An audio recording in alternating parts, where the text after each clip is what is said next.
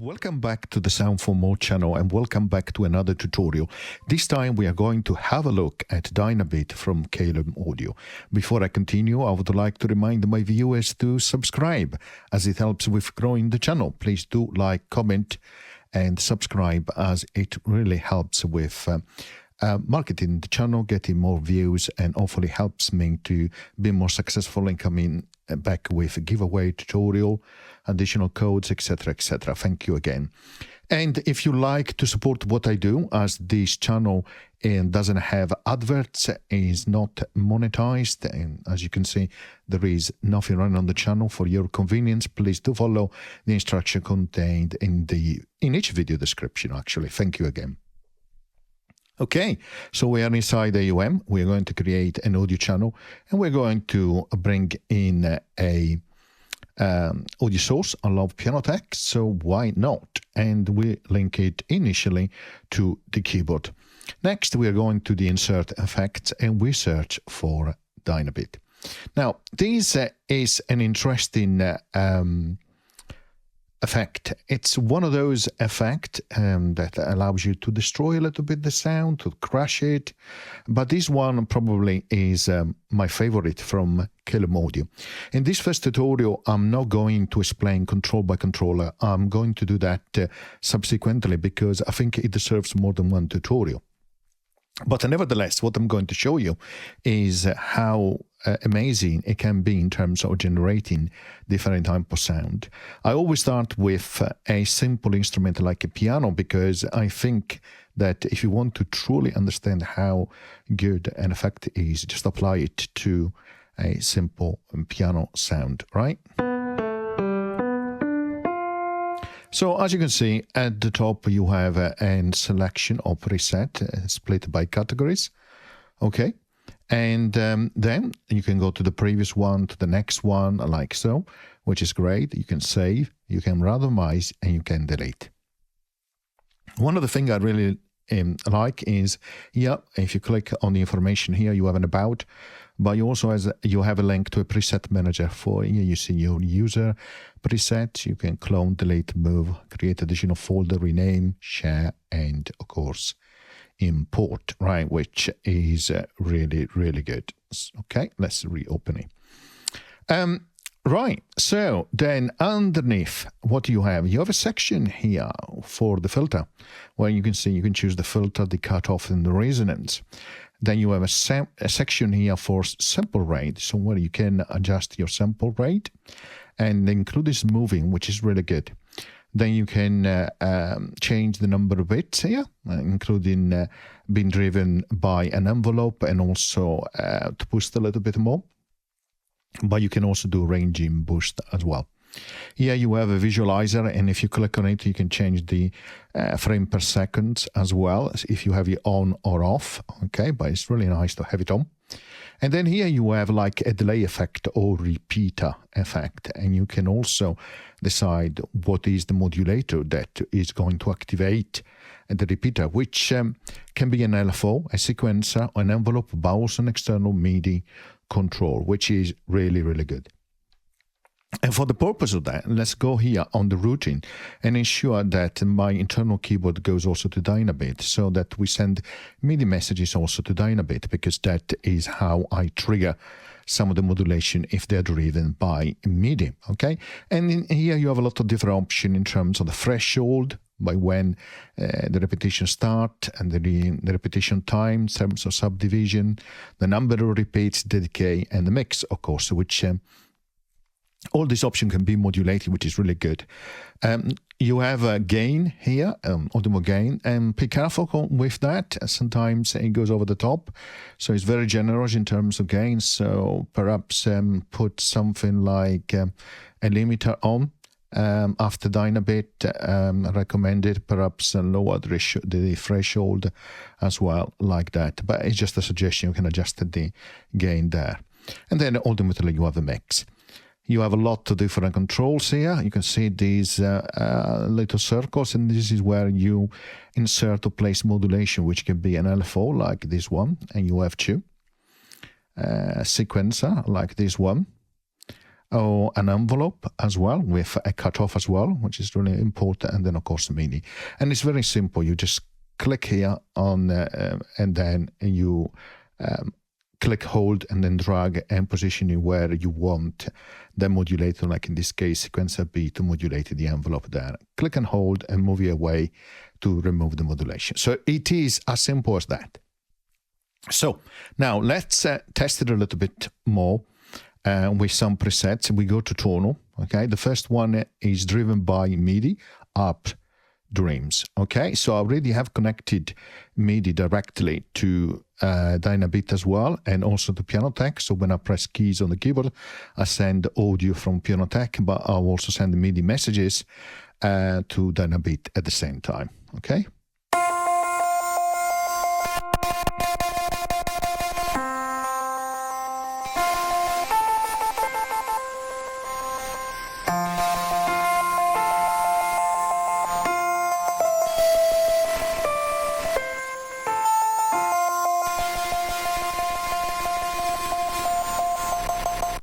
It's important to see the colors, because the colors, of course, in this case, MIDI, you can see what they are influencing the repeat mix or the overall mix, right?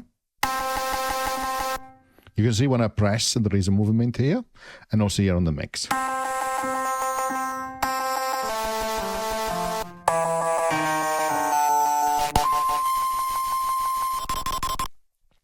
Magical already, right?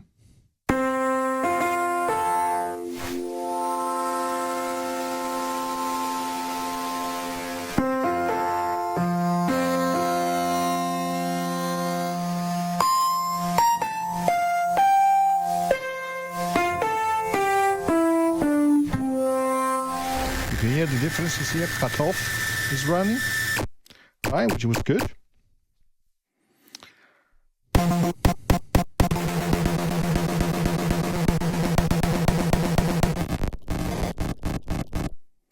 Now, to just better explain how it works in terms of MIDI, let's create a MIDI channel and let's load Harmony Bloom, okay, like so.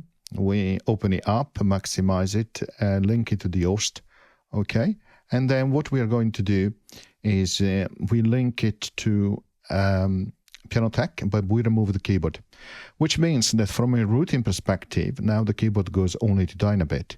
So in this case, Harmony Bloom will play a sequence through driving Pianotech, which will produce sound going into DynaBit.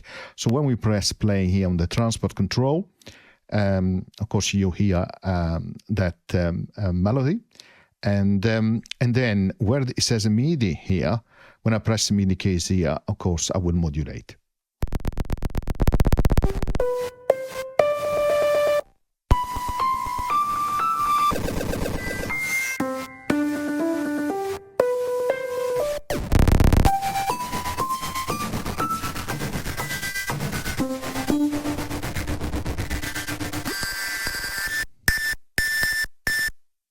Of course, there are some which are not driven by MIDI, therefore there are no differences at all. Depending on how the modulation is set, MIDI can have an extreme influence, right, in terms of changing the configuration of the different dials, right, or parameters.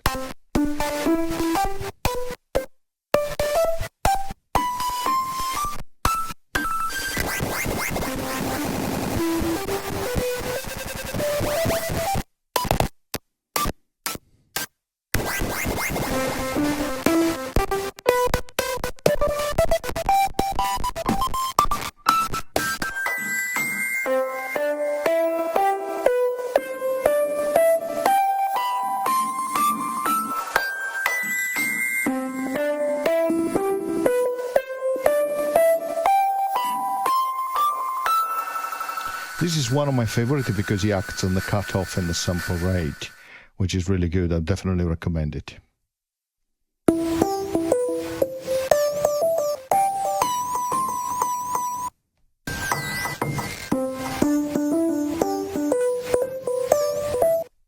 You can hear here how it is modulating the repeat mix, right? Again, that is one I like.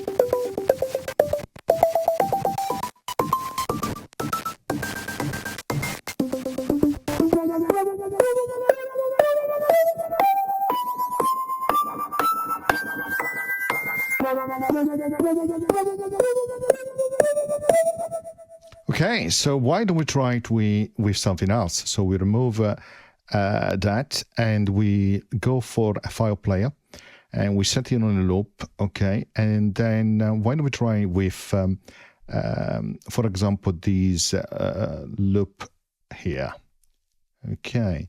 And we are going to choose drums this time, okay? But before we start, we set the mix to actually 0.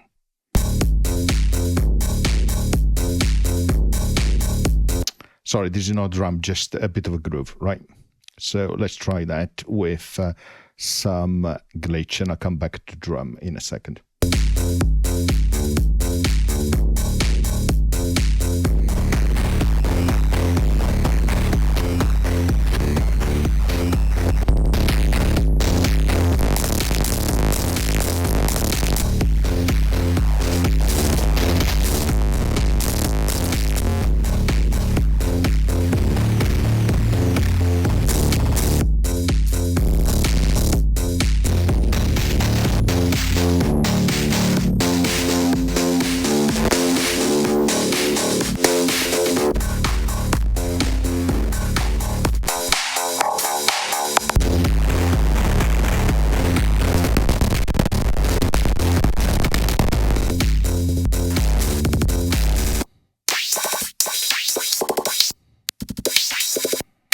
This is quite cool, really, really great effect you can create. Now let's go back to have a drum loop, because I think that would be nice. So let's go for this one. It's already set on the loop, and just a simple drum loop.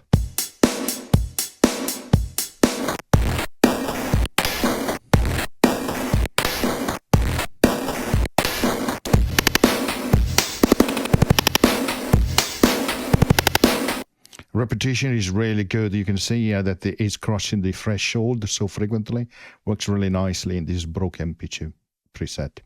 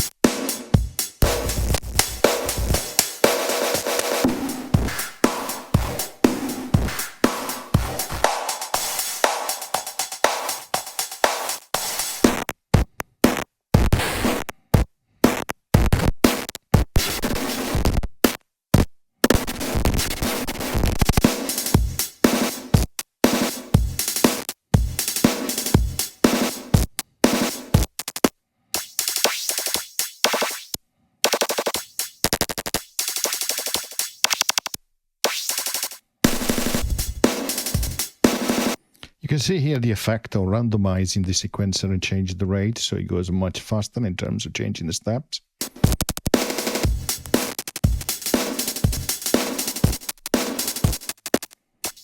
Of course, you need to check what is modulating. You see the green arrow here, green here is modulating the repeater mix, okay?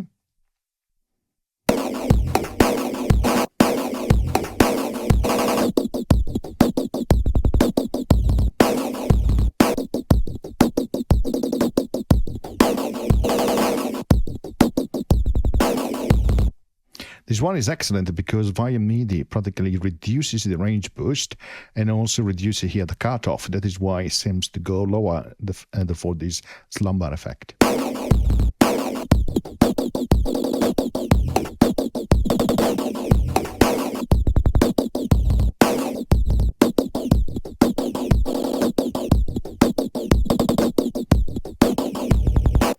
And that is how it works again, modulating via MIDI. Another one using MIDI.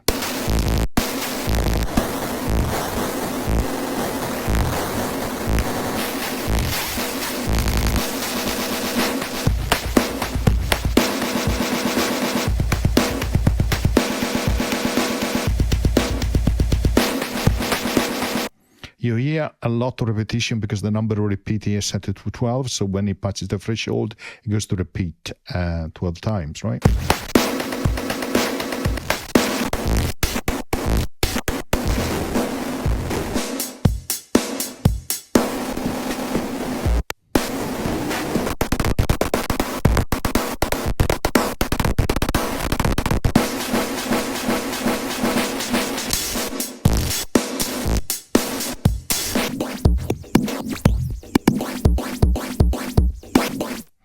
Let's try it a little bit more with hammerhead as well, trying with a little bit of a more complex type of drums bit. So we are going to load my preferred preset, or one of my preferred preset, which is this bitch party. We're going to just slightly decrease the volume because it's always high.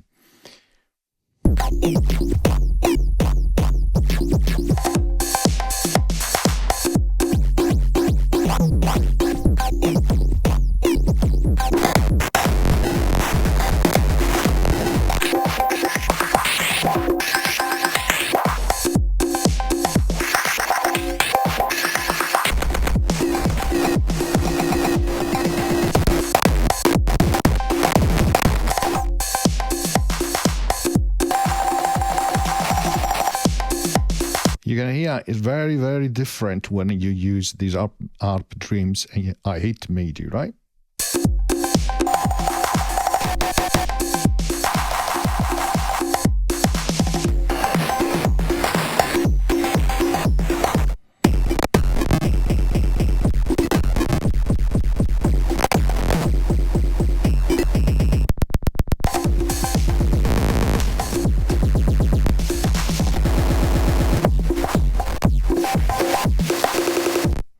You also have some basic in terms of ratio of repeats here.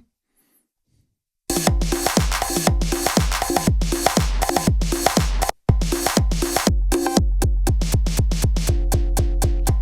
you're changing the repeat time there.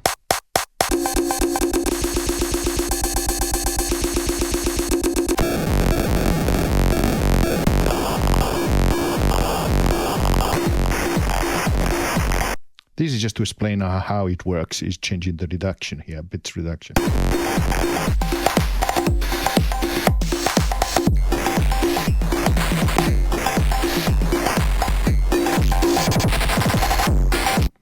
Okay, so you can see DSP usage is quite small, so that's good. In terms of a U parameter, is really, really well served. You have everything that you need in there. Really, really lot of parameter exposed. As I mentioned at the beginning, this is probably my favorite plugin from Caelum Audio. So let's randomize and see what we can create.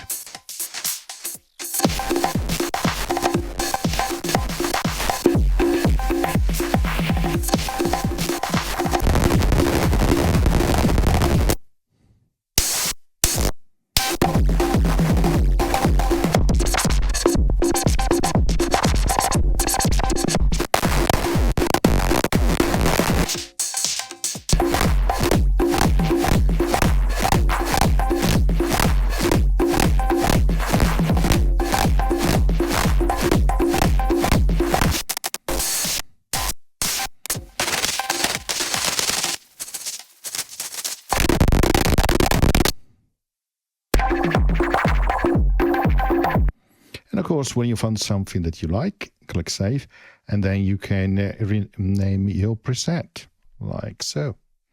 And click Save, there you are, and then you can go to User here and retrieve when you want to recall it. So really, really great effect. Really try. If you don't, we need, of course, free the giveaway. And I hope you enjoyed the tutorial, and as always, see you next time. Bye.